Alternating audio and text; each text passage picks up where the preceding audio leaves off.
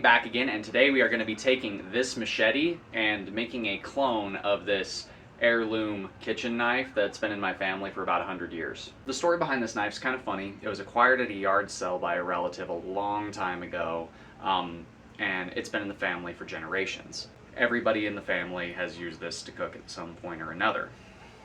Now, if you've been following my channel for any length of time, you'll know my father had a double lung transplant. He's finally recovered to the point where he can get back to life. He got himself a little trailer, and he's planning on going camping.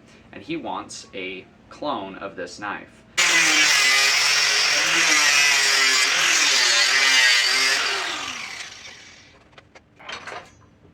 And just like that, we've gone ahead and removed the handle. So now we can go ahead and lay out how we want our blade and our tang to fit up for the rest of the build.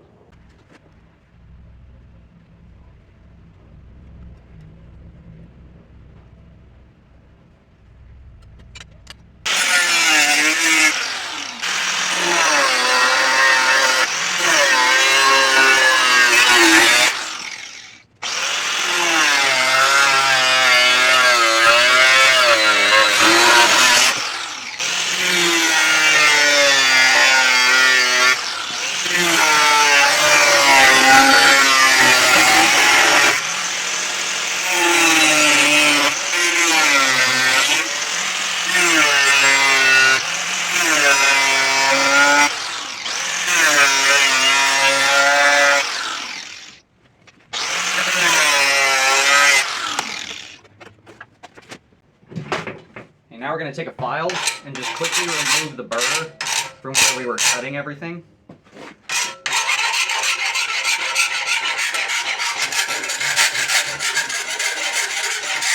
Because this process does accumulate a lot of burring.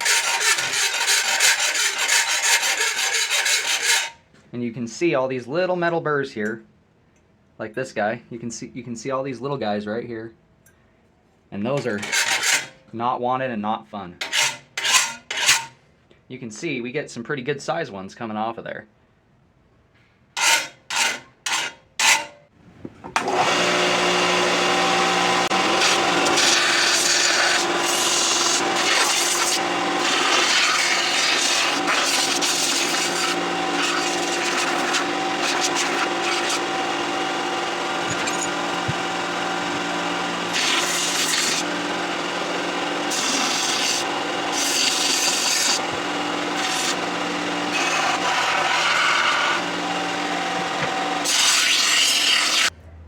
So we're back from the grinder. We reground the edge bevel to where it is a single bevel across the blade now, rather than a double bevel like it was when it was a machete blade, and we also brought the bevel all the way up to the point of the knife. Our tang did get a little bit of the heat treat kind of squandered, but that's not really going to affect anything when it's back that far in the tang. The blade's heat treat did not get affected whatsoever when we did our cutting, because we didn't let it get hot enough, which is always the right way to go. So now all we have left to do is get the handle going. So for the handle, we're going to use the Brazilian cherry. It's a very hard wood. It's a very pretty wood. So we're going to go ahead and cut it down to size so we have a pole handle that we can use to mimic that original handle.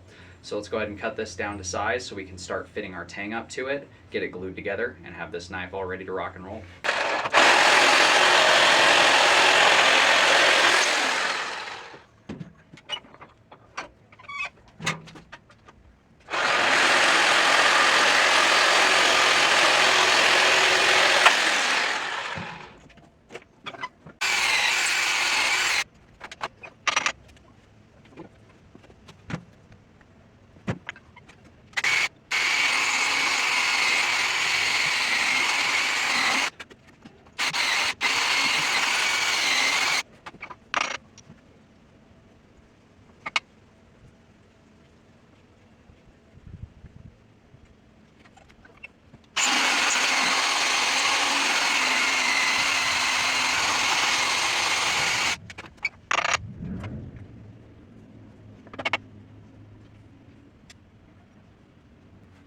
So I think what I'm going to end up doing, now that I've roached it out to where it's close, I'm actually going to heat the tang up in the forge and hot fit this so we get a perfect fit before I resin bond this, and then I'll just go ahead and reheat treat the blade off camera because it's going to take some time.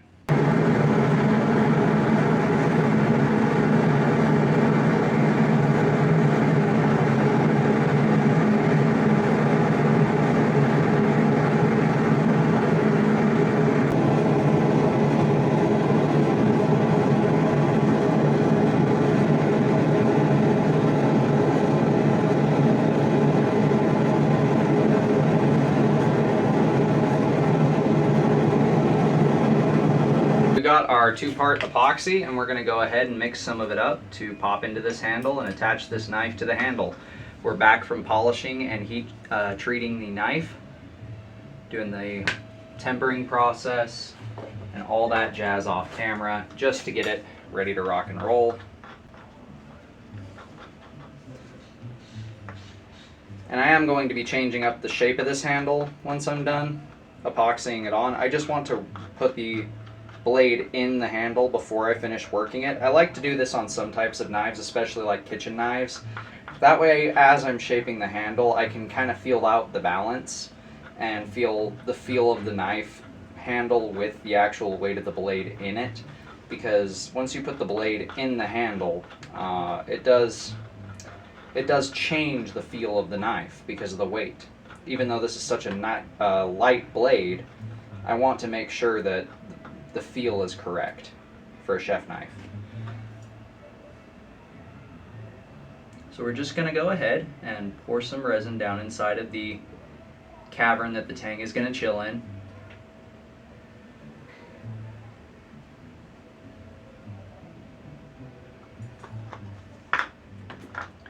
And then we go ahead and we pop our blade inside.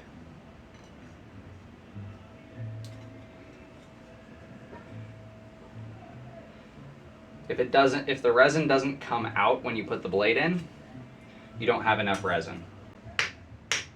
And then when you get the blade in there, give it a good few solid taps to fit into the handle, because you want that sucker as deep down into the handle as you can get it, as tight as you can get it before the resin sets.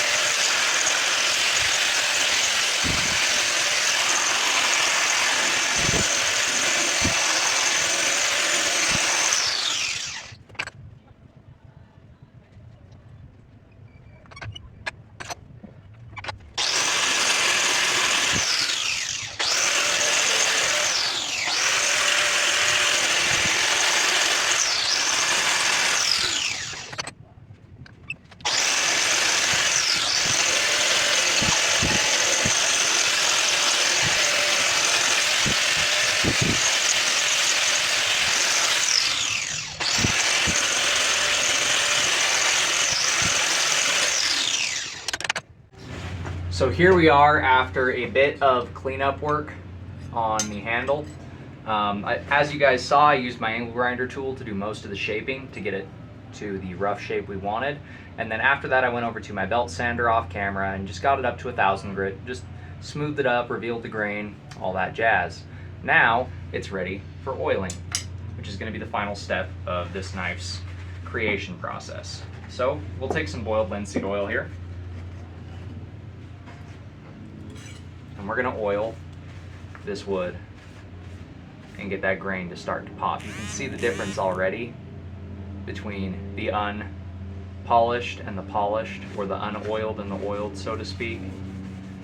And it is quite a massive difference.